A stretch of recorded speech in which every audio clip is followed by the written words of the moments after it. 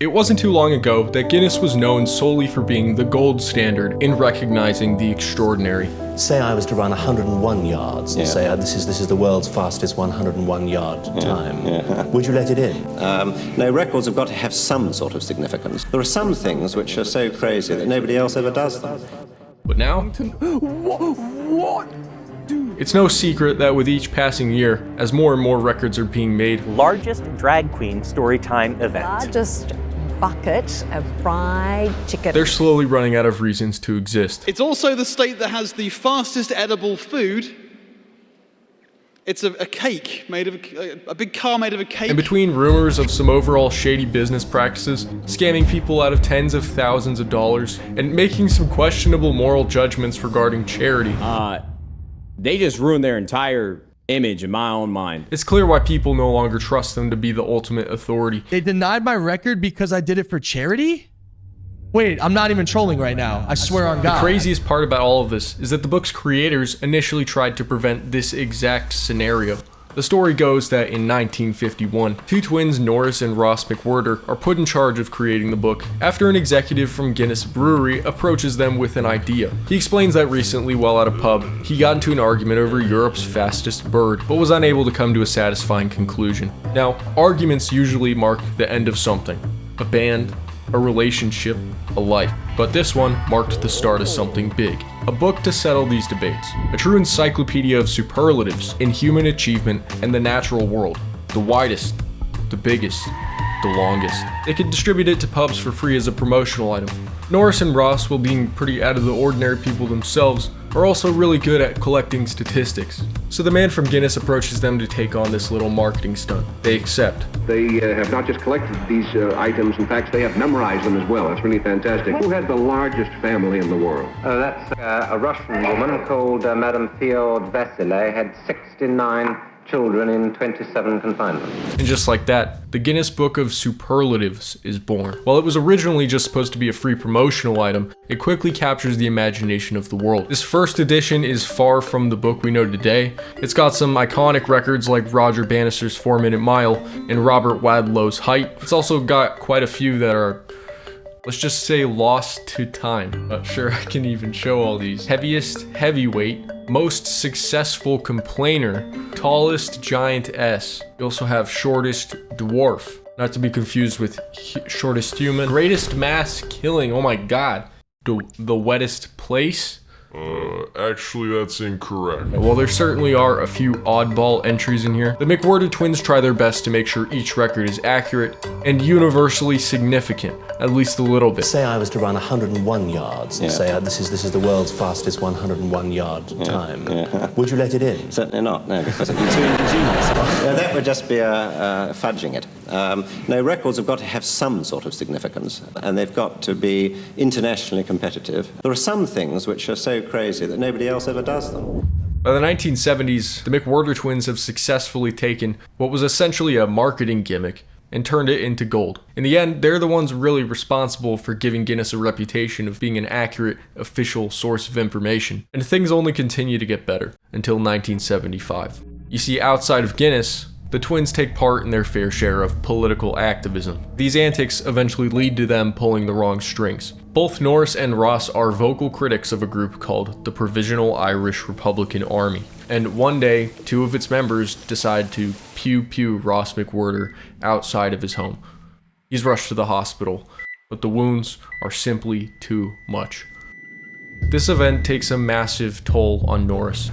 Do you find that you can function just as well on your own, or Well, an identical twin is really genetically the same person. And really, every day, I miss him. After 5 days of being numbed by grief, he launches an anti-terror movement and says to reporters, "I am resigned to being a target. I take the view I've had a good life, and that I owe something to Ross's memory." But the book, despite the tragic loss of Ross, has gone on from strength to strength. Norris parts ways with Guinness World Records in 1989, taking any semblance of integrity they had left with him, and marking the start of some big changes. 2, 1. It's now the 1990s, and Guinness finds themselves in an interesting spot. While at their core, they're still just a company created as a marketing gimmick. Now people generally see them as the ultimate authority over who gets the title of best in the world. It's like if the NFL invented football and get to pick who wins the Super Bowl. And seeing that there's no longer anything preventing them from profiting off this position, they start testing the waters to see just how far people will go for a title like that. And it turns out, yeah, they'll go pretty far. To the average woman or man, it's a place in history. He wanted to be the youngest pilot to travel around the world in a single-engine airplane in 30 days. Their plane crashed into the Pacific Ocean shortly after takeoff on the final leg of their trip. And to advertisers, it's a PR goldmine. The largest bucket of fried chicken. Fried. Fast forward, it's 2008. Guinness World Records has been sold to the Jim Pattinson Group, the same guys that make the Ripley's Believe It or Not books. And the advent of Google puts book sales in a steady decline, but lucky for Guinness, they have nothing to worry about. The Jim Pattinson Group sees much more potential in their other product. Ordered my certificate, my frame, medals, badges, and the certificates for the volunteers. Welcome to the Guinness World Record logo store. How can we help you look like a more important person today? You're officially amazing. It's a new Guinness World Records title, long time coming. Congratulations, you're officially amazing once again. This side of the business only played a small part in their sales, at first. We discovered that in the last few years, a big chunk of Guinness World Records income now comes from helping companies and other clients invent and break new records to get publicity. What's next? Oh, this is the other part of the challenge. Okay, I think it'll work. Hey Swifties, I am the Guinness World Record holder for the most Taylor Swift songs identified from their lyrics in 1 minute. Guinness World Records has also sent adjudicators to Saudi Arabia to certify records like their world's largest flagpole, and has repeatedly worked with the Dubai police force, helping them break 11 records. Now you have no option but to buy a Guinness World Record. Sorry, I should revise that. You can submit an application to get one for free, but good luck with that. Ready to make your mark in history. Yes. Yes. What? Back in 2023, I wanted to try my hand at getting the Guinness World Record for most lotion squirted in one hand in 1 minute. I didn't know about priority applications, so I just filled out a free one. And within a few hours, they were pleased to inform me that they got my application. Only at the bottom of the email, they said, "We will aim to process your application within 12 weeks. Please note that only a small number of new records, meeting all our criteria, are accepted every week." I can see you guys have a dedication to quality. Biggest user of the poo emoji? For urgent claims requiring an immediate answer, you can use our priority service, which ensures that your record application is assessed by our expert team. I can only assume this is what they mean by expert team. The more weird it sounds, the better it is, and don't think about it. Turns out I got an email back and saw the word "unfortunately" and decided to not read the rest of it. Thanks for not wasting my time. It's not to say they haven't wasted plenty of other people's. We've been looking into making the world's largest cotton candy sculpture, and this is currently held by a YouTuber. We wanted to do this for National Cotton Candy Day. When I reached out to Guinness, they told me it was going to cost $25,000 to apply for this. We make freaking cotton candy, for God's sake. I can't write 7 songs on 7 continents in 7 weeks and get in the Guinness Book of World Records because they don't know what a song is. Also, they wanted $25,000. Are you the oldest living person? Do you want Guinness to believe you? As long as your credit card goes through. Also, remember earlier when Norris McWhorter said this on a talk show? No, records have got to have some sort of significance. There are some things which are so crazy that nobody else ever does them, and therefore they haven't really got anything to compare. It's funny he says that. At some point, a record is so bizarrely specific it ceases to be impressive. They no longer see records as milestones, but as money-making opportunities. Guinness is now exactly what Norris feared. Feats ranging from pointless to downright silly litter the pages. It gets so out of control that some even make a hobby of collecting them. Ashrita Furman holds the record in this category for once being the proud owner of 600 of them. Tell me if you notice a pattern. Fastest mile dribbling a basketball while on a pogo stick. Fastest mile somersaulting. Fastest mile stilt walking on spring-loaded stilts. Fastest mile balancing a pool cue. Fastest mile walking on shovels as stilts. Say I was to run 101 yards and say this is the world's fastest 101 yard time. Would you let it in? Certainly not, no. While these people might just be having some fun, their records showcase a big problem with the new Guinness. Guinness World Records is turning what should be a celebration of human achievement into an exercise of corporate greed, or in some cases, worse.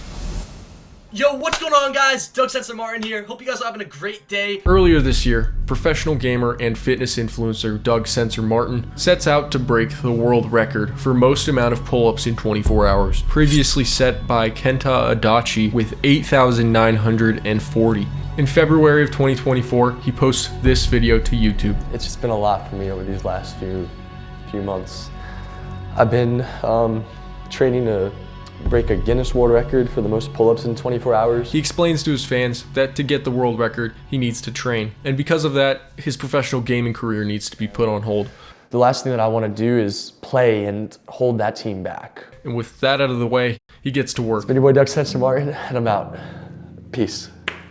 To make sure everything's official, he pays for an adjudicator, pays the priority application fees, and pays the merchant to use the logo. They set the date for September 8th. We are absolutely confident and certain that we're going to be able to attempt this record tomorrow. He also announces he's going to be doing the record for charity. 11 a.m. Eastern, we're going to be raising money for Project Purple, which is a charity to try to save lives through pancreatic cancer. And after months of non-stop training,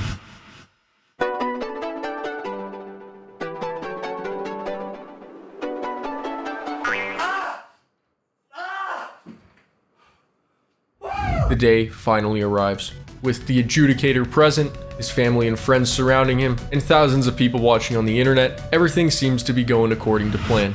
Now he just needs to break the record.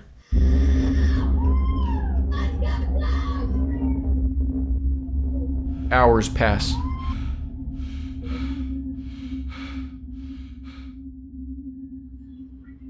What's this? 8,938. 8,939, 8,940, with almost 5 hours left on the clock. The man, the myth, the legend, the one and only Doug Censor Martin is officially the world record holder. 5 hours is a long time, so he keeps going and proceeds to shatter the previous score by an astounding 300 pull-ups. Guys, I'm not kidding. Now is the time to go wild.